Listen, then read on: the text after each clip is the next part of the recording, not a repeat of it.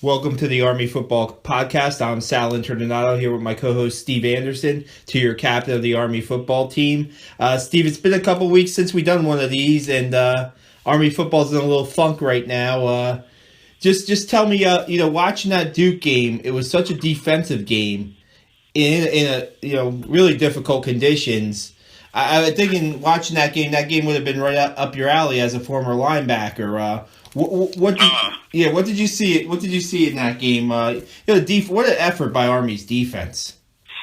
Yeah, I mean they absolutely played their hearts out. It's always tough as a defense when you lose 13-6 or 10-7 or something where you feel like you really did your part, and just how powerful your offense can be. I mean, we score out of 9 out of 9 drives 3 or 4 weeks ago against UTEP, and here we only put up 6 points. I think with the weather, you would feel like that's the kind of Army game, kind of just ugly. Got to keep the ball on the ground, rely on your fists, and it just kind of seemed like an Army game, like a typical game you would want to play at Army. And unfortunately, Duke was ready for that kind of game too, and it was just one of those defensive battles that it was back and forth on who. It almost, to me, I felt like if we could have the ball last, we were gonna finally get over that hump and put it into to send it to overtime, and we were close. We just got no cigar. Yeah, you just look at that game. I thought maybe the ball was in the air a little bit too much for Army on offense, considering the conditions. But talking to Coach Monken, he just said we couldn't move the ball running, so we had to try something else. And we talk about the first 3 games, no turnovers. Now the last 2 games, there's been 5 turnovers, and 3 in this game, and they're all pretty costly. I mean, you look at the one fumble by the fullback that leads to Duke's first touchdown, and just some mistakes in the fourth quarter or in the second half that didn't work out in Army's favor. Right? It's just the simple recipe for victory is no turnovers and just play consistent football, right? It's just so evident in Army's history for however long I can remember, definitely since I've been there. When we don't turn the ball over, we win, or we are so close to winning, just need a kick or one last drive or something. But in history, since I've been around Army football, as dedicated and committed as I am, when we turn the ball over, we lose those games. Yeah. When we give ourselves no chance on, we're a 3 to 4 yard offense that relies on the big play. We'll throw to keep the defense honest, but we rely on that fullback quarterback to control the game and then get a pitch to the outside for a 20-30 game, and then the fullback hits it up the seam for a 50-yard touchdown. That's what triple option football is. Keep the defense honest. But we just found ourselves in long distance. That third down efficiency was just not there. I mean, I don't think we had very many third and shorts. It was always 37, 38. And as a triple option offense, it's going to be tough to convert. And then, not being able to convert on 4th and short hurts. It hurts bad because, like I said, as a triple option offense, you believe no matter what play you call, you can get 1 to 2 yards no matter what. Yeah. And it's just tough to see. And these guys, they're continuing to grow. I think, we can sit here and talk about all these glaring factors that lead to wins and losses, and nobody knows it more than the captains, the seniors, and the leaders of that Army team. So they're tracking. It's just about getting back to the basics, getting back to the drawing board, and going back to work. Yeah, it just seemed like sometimes on Duke, on those third down or fourth down plays, they were just one step ahead of Army on some of those plays, and were beating blocks. And it just I asked Coach Monken about fourth down on Duke's 4. It's 13-0, considering the conditions. And he said no, we were going to go for it. They're using like analytics now, Steve, to tell them when it's right.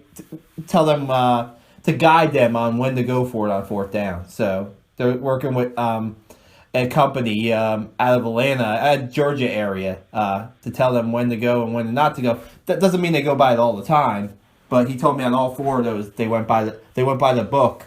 They have a binder on the sidelines now, man. Yeah, I mean, I think there's a fine line between, it's almost like always going with the rankings. If you should always go with the rankings, people would get perfect brackets every year in March Madness. Yep. So I think Coach Monken knows that there's a fine line. I think there's certain percentages in there that he probably doesn't mess with. If it's, just guessing here, if it's 70% or higher or whatever the percentage is or whatever his analytics tells him, I think absolutely he's still, depending on how the game is, the conditions of the game, what's going on with the running back and quarterback, how they're doing, what the defense has been able to stop them on, or what the defense has been doing on these fourth and short, third and short situations. I think all that stuff comes into play, and that's what makes him a good coach is, you want to utilize all those resources. You want to, outsource it and allow enablers that want to help your program. But when it comes down to it, that's why we pay him the money. We trust his judgment over everything. And I think he takes a combination of those. I think it's just naive to think that he says, oh, yep, right here it says let's go for it. Even though they've stopped us every single time, we're going to go for it. No, I don't think that's how he thinks. So I absolutely think that's probably what a lot of professional teams do is they outsource. They probably have somebody on their staff, but it's definitely a smart thing to add to the arsenal. Yeah, and going into that game, I think they were 9 of 11 on fourth down. So I mean, they were pressing the right buttons in the 4 games before that, and most of the 4 games before that, and it just didn't work out for them. Hey, I'm doing a story on the linebackers this week, the linebacking core with King, Timpf, Brinson, and Ackerman, and John Feinstein had something on Army's website saying that there could be one of the nation's best linebacking cores, in the country. And just looking at the game that they played against Duke, just wanted to get your perspective real quick as being a former linebacker on what you saw, because wow, I mean, I know that there were elements involved in that game, but they played their tails off, those 4 in that game. Yeah, I don't think there's any lack of effort or I think they have a healthy, competitive edge to one another where they feed off of one another's energy, much like me and Josh, Erzinger, even some of the Marcus Hilton, those guys, the DBs, Donovan Travis. I think we all fed off of each other, and that's what made our core and our group so special was we just always wanted, we just kept feeding off each other. And those guys, I mean, you can tell how much they love to play the game. It's very evident by how hard they play each and every play and how disciplined they are each and every play. That just shows how much they love the game. And it's fun to watch. It's a blast. We had some refugees at the house over the weekend. My wife's best friend, her husband is stationed in Jacksonville. He's a Naval Academy grad, so I was busy switching between the Navy Houston game and the Army Duke game back and forth. So you can imagine how my house was on Saturday at the end of those 2 games that were on at the same time, with the outcome of Navy with their huge victory over Houston, which puts them in the top 25, which they absolutely deserve it. And then Army, just not edging it out against Duke. So it was an interesting 3:30 to 7 o'clock afternoon in the Anderson household with with that going on. But I just ended up telling him, it's just going to be that much sweeter when we beat you guys this December. And he assured me that was not going to happen because of history, and I assured him that history does not always prove to be the answer. So yeah, just this defense now is ranked 5th in the nation total yards. Really. If the defense is continuously showing up every week, and it's not just stopping the pass or stopping the run. I mean, we are not allowing people to control the clock and stay on the field. When we need to get off the field, our defense continues to rise to the occasion and get our offense back up there to eat some clock away. It's textbook Army defense. We're not going to give up a lot of yards or a lot of points. We're going to get off the field on third down. Yeah. And I believe there was only one fourth down that Duke went for, and we got off the field on that one. So it's just really fun to watch. I mean, I remember going to work on Monday and being a little upset. My Ravens lost, my Black Knights lost, so I was feeling a little down. And I had a few young officers who are just graduated West Point last year, and they both a couple of them came up to me and said, "Sir, how good did that defense look this week?" It brought up my spirits, you know what? We didn't get the win, but there's a lot of things that are promising, and that defense continues to make me want to watch it every weekend. Yeah, no doubt. Hey, have you heard of this crazy story today where apparently the American Football Coaches Association has given their national championship? There was no coaches poll in 1945, but they've awarded Oklahoma State their national champion, acknowledged them as the national champion over Army, who was the AP, who won the AP vote and was undefeated in 1945. We know that team, Steve. I mean, it's one of the greats in history. Have you heard that story, Tay? I haven't heard that story. So what they're saying is Oklahoma State is actually the national champion of that year? If there was a coach's vote, which there wasn't a coach's vote till I think 1949, I believe. They're saying Oklahoma State, which was 9-0 that year, and they finished 5th in the AP voting. They're saying that they're acknowledging Oklahoma State as their champion that year and not Army. I mean, and Steve, that's just crap. Steve, there's a kicker here. The executive director of the American Football Coaches Association is Todd Berry. Oh, well, that explains everything, because Todd Berry couldn't win a game when he was here. Todd Berry is the executive director of the American Football Coaches Association. And you're thinking to yourself, that doesn't surprise me. I've heard. One second.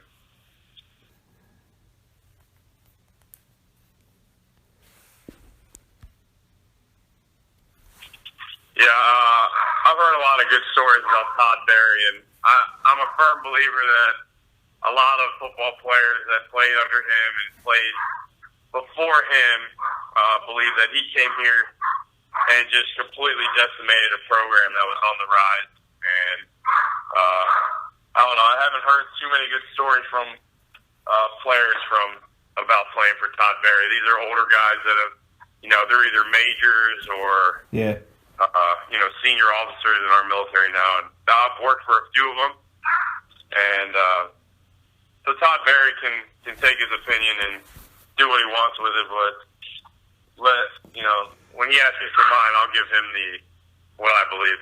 Gotcha. Hey, just one quick one before we sign off here. Just, Army this week, they have Lafayette, and, it's a 1AA team, a struggling 1AA team, 1-5. When you were there and you were playing the 1AAs, what was kind of the team's, what was the team's rallying cry there every week? Because Coach Monken, he's trying to do his best this week, saying that Lafayette is the game that scares them the most on the schedule or something to that effect. And it's like, this is a game Army should win handedly. They're at home. They haven't played at home in more than a month. What was some of the mindset you think the team should have in this game? They got to treat it like any other game, because we turn the ball over, we can lose to anybody in this country. D1 AA, D2, D3. If you can't control, if you do not hold on to the ball, you will lose football games. I know we had. I know there's a bunch of 1AA teams out there that have upset Michigan. They've upset, I believe, Arkansas lost to a 1AA team this year. So you can say what you want about 1AA, but my older brother played for a 1AA team that beat a Division I team his senior year. So I don't take it lightly. I would never overlook a 1AA team for anything. So this week is just a matter of taking care of business and getting back on track offensively, you think? Yeah, I mean, we're on a 2-game losing streak now. I think this is a perfect time to have a game at home against Lafayette, reestablish ourselves as a ball controlling, ball sensitive offense, and we continue to do what we do against. We continue to play defense like we did against the whole season against Lafayette. We're going to be just fine. Gotcha. We'll wrap up another edition of the Army Football Podcast here. Thanks again to Steve Anderson for joining us, and we'll review the Lafayette game next week. Signing off. Sounds good, Sal. Go Army, beat Lafayette.